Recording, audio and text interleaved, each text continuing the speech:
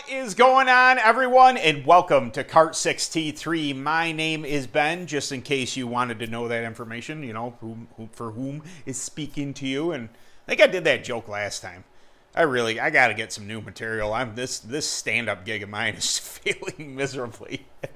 Anyway, so I decided I was going to do a video again for the new karters. Now, you know, if you've been racing for a while and you just want some entertainment, thank you very much for coming by and viewing my videos. That's awesome. But this is more directed basically on the newbies, the new people, the dads who just got their kids a kart. They're out there trying to figure out what is going on with the kart. It's not handling right. This and that. They don't know where to go. I thought I would try and put together a list of 5. Make sure to get the thumbnail right. 5 5 adjustments that you can make either at track or at home. So you did just that. You got on Facebook Marketplace. You picked up a kart. You've gone to a new track, your kid wants to do it, you're really interested in it, or maybe you want to do it. Who am I to say? Maybe it's not just a kid, maybe it's an adult. I enjoy racing. But you picked up a kart, you go to the track, you go out and you're just plowing and you don't know what to do, and you know, it's just like, where do you start? Well, I came up with 5 different things that I would suggest to you to go ahead and try. And we're going to break it up into segments. I have them all listed up here. And we're going to break them up into segments and discuss each one individually. And then we'll go on from there. So give me a second. Let me get myself sorted here. And we'll discuss the first one, which is going to be air pressure. Okay? Give me a second. Okay, we are going to talk about air pressure. Now, I don't know what part of the country you're in, so this is going to be kind of vague. All I can tell you is that I'm from the Northeast. We have varying tracks of different levels of grip, different surfaces, this and that. So, in general, for instance, when I'm scaling my kart, when I get my kart on the scales and I want to set an air pressure, I always use the air pressure of 5 pounds on the right side, 4 pounds on the left side. I always do a 1 pound split. We'll start there. That usually people are using a 1 pound split in between the right and left side of the go-kart. This assists in turning it. Now, as a it's not a major adjustment, but it's a subtle adjustment. If your car is too loose, you're going to want to even those pressures out. Maybe you'll go 5 pounds and 5 pounds, or 5 pounds and 4.5 pounds. You're going to even up that split. That is going to tighten up the car. It is going to gain an element of grip to the chassis going through the corner. On the other side of that, if you need help for it to turn, you're going to increase that split. So you're going to go from, 5 pounds, maybe you bump that up to 6 pounds and keep this 4 pounds there. Now there's a 2 pound split. That should help it turn in the center. Now, this is something I don't play with a ton. I may even up the tire pressure, but, that's really up to you. Starting tire pressures, for instance, up on northeast soil, like I said, this is my playground, what I'm used to. I usually am around that 5 and 4. If it's a real low bite track, if I'm really searching for grip, I will go down from that. Maybe 4 pounds on the right, 3 pounds on the left. I drive an open, so I've gone as low as 3 pounds on the right, 2 pounds on the left. Now you're really, because opens are quite heavy, you're sinking into the ground pretty good, and you're going to start to get some sidewall disadvantage. You're going to be rolling on those sidewalls, really making them flex and hurting the longevity of your tire. But in a pinch, if you really need some grip, dropping those pressures right out is going to help that out. So there's air pressure, just something you can kind of think about. Okay, number 2 on my list is stagger. You should have the proper amount of stagger, whether it be a older chassis or a newer chassis. Usually the recommended tire staggers are 1.5 inches up front and anywhere from, we'll say, I've heard of people running, 5/8, half an inch. I've never really run that little rear stagger, but I suggest an inch to an inch and a quarter rear stagger. That really helps the center. But I can see on a big track, you may not be wanting to kill your straightaway speed, so you don't want to run that much rear stagger. It's really up to you. But most manufacturers, current chassis are going to want an inch and a half front stagger and an inch and a quarter rear stagger, give or take, depending on what track you're on. I've gone as high as an inch and a half in the rear. That really makes it rotate great in the center, but it definitely will kill roll speed for something a little more underpowered, your clones or your predators. It's really going to hamper that. But maybe you're on a short track and straightaway speed really isn't going to matter. So you're going to want that good turn in the center. So you may run a little more rear stagger. As an adjustment, I leave my front stagger alone, and then I play with rear stagger. Now, keep in mind, when you start playing with your rear stagger, or front stagger for that matter, but we're discussing rear here, that does change your cross. So if you reduce rear stagger, it adds cross. If you increase rear stagger, it takes away cross. So keep that in mind. On to the next adjustment. I have number 3 written down here as cross. Just for quick reference, a cross percent is the pressure between the left rear tire and the right front.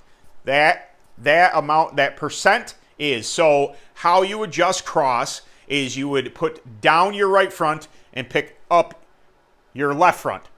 That is going to increase cross. On the opposite, if you pick the right front up and drop the left front, that is going to take cross out of the chassis. This affects how the chassis behaves in the corner. Now, if you are on an older chassis, this is where things get a little, touch and go to what you're going to want to do with the adjustment. Now, a cross adjustment on an older chassis is going to have a different effect than on a newer chassis. But like we said, you're brand new to this. You do not understand, or you don't have scales. You're just getting to the kart track. You know this thing isn't handling. What is something you can start play with? Well, the spindles will have an adjustment. Maybe I can I'll take a picture, all right? For the people who don't know what I'm speaking about, I'm going to take a quick picture and put it right here. Okay, those are the washers that you're going to move that spindle up or down in order to adjust cross. And like I said in the time before there, stagger, that's going to adjust cross as well. But basically your front end geometry, what you're doing up and down with your right front or right front or left front is going to adjust your cross, and it's just a useful tool. Maybe you don't know what year you have, go ahead and play with it. Maybe drop that right front. Move that down a couple washers, see what it does to the handling. Go out in your next heat and go, oh, that got better, or it got worse. Maybe it made things worse. Go back then. Go back to where you were or even further. Okay, we're going to talk about scale percents. Now, being you're a new karter, you may not have access to scales. You can do scaling on 4 bathroom scales if you need to. But what I want to mention here isn't really about the numbers. It is about the adjustment that you can do. So even though you're making adjustments and you're not scaling it, you're changing the percentages of where you are. So you can go ahead and move your seat to the left. You can move your seat forward. You can move your seat backward. You can tip your seat up. You can tip your seat back. It may require some drilling of holes in your seat and what have you. Or if you're, not worried about weight, you can get lead weight and put some on the nose. That'll give you a more, higher nose percent. That'll make the front end of the kart more reactive. Say it's too reactive. Take that same lead weight and put it behind you on the seat. Drill a hole through the seat, mount the lead weight there. Now you're going to get more rear percent. Now you're going to get better drive off the corner. It's not going to steer as much. You can move the seat or put that lead weight to the left. This is going to aid in cornering. maybe it's cornering too good, you don't have enough side bite. You're going to want to move yourself or the weight to the right. These are all, without scaling, are going to affect percentages. Just because you don't know what they are doesn't mean that you can't adjust for them. That's for instance, this past race, I made a camber adjustment on my cart without being on the scales. I knew kind of, where I was, how many rounds I had put into it, but I had moved it a little bit, and I didn't put it on the scales at the track. I didn't have my scales at the track, but I made an adjustment knowing full well that I was going back to where I once was. So keep that in mind as adjustment. You can move things. You can move weights around to, if you're sensing something, if it's not steering good enough, give it a little more front weight. If it's steering too good, give it a little more rear weight, or move it to the left, right. These things can be accomplished at track or at home, even without scales, and just kind of touch and go, see how it feels. So there's that. And number five is going to be tire prep. Now, I'm assuming you went to the track, you got your stuff there, you're seeing people, and they're cleaning their tires, they're wiping them with stuff. What is this? There are a whole bunch of different preps out there, and you don't need anything complicated. This is, I won't say for the advanced racer, but maybe somebody who's found a good balance on their cart. They think that the balance is there. They've made these adjustments. They've, air pressure, stagger, cross, scale percent. They got it to, a reasonable, so it's fast, but just not fast enough. They need the tires to come in a little quicker. Now's the time that you can kind of, your neighbor there, hey, what kind of prep are you running? You'll find somebody friendly. I prefer to run TrackTac products.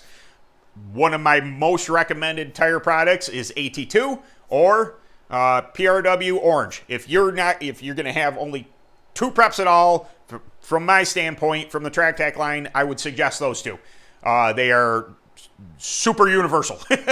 They work very, very good. But this is, like I said, I don't want to say a beginner thing, intermediate. It's super easy, just a wipe or two, and they will assist your tires on. But I think that's to the point where you have a good idea. You don't want to rely on prep being your crutch. You don't want to wipe your tires with a whole bunch and man, it handles really good when your prep is there. Well, if a run goes long, if you get multiple cautions, your tires don't fire off again because you were counting on that prep to have that grip for you, and then all of a sudden it's out there, you're in trouble. You're going to be in trouble. So don't use prep as a crutch. Use it as something to assist your handling. Something that makes it handle even better than it once was. Have a good balance on the cart, work on all those things, and then play with the prep aspect. Just my opinion, but that's going to be my recommendation. Oof, geez, I can't speak today either.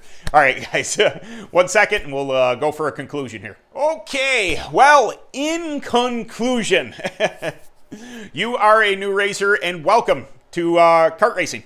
It's a fantastic sport. I've been doing it for 20 years. I absolutely love it. I do it every single year. I've graduated from the old Briggs flathead days to KT 100s, all the way up to some of the fastest karts on earth, the Unlimited All-Stars or open karts. I currently have a YZ 250, 270 on my cart, and I still love it. I've been racing for 20 years, like I said, and I still absolutely love it. I love going out and racing. I love the camaraderie. Some of my best friends are in the race community. They're people I get to see every year. Once a year, we have a huge race called the Grand Nationals, and I get to see people I haven't seen a year or two or three. Fantastic stuff. But it all starts somewhere. It all starts here. You bought the cart, you found the cart, you got interested, you went to your local track, you thought, man, I really want to do this for myself, I really want to do this for my kids. You buy some carts and stuff. Just absorb when you first get there. I know that everybody's perception, hey, you went racing, did you win? Well, everybody there has that perception that you're just going to go out and win, and maybe you're that talented. maybe you do pick up a kart and you're on the ball, you're up, you're leading laps, and you're winning races. Fantastic for you. But for the most part, it's a pretty steep learning curve. Finding out what chassis likes what tires like what surface, and all these things I just discussed. Adjustments that you're gonna want to start to play with at track. I still use these today.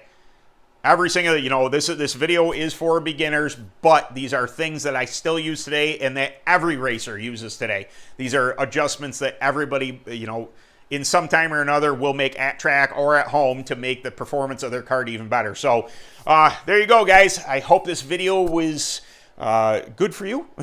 It was good for me, I guess. So real quick, if you didn't mind hitting a like on this video, if you enjoyed this content, maybe subscribe to the channel. If you're like, man, I think this guy has got some decent information, and I try never to point people in the wrong direction. I may be a little wrong on something. I may have a different viewpoint on something, but I'll never steer you in the wrong direction. Like, hey, go use this, because that's what I say for, I don't know, financial gain or something. I don't make any money on this.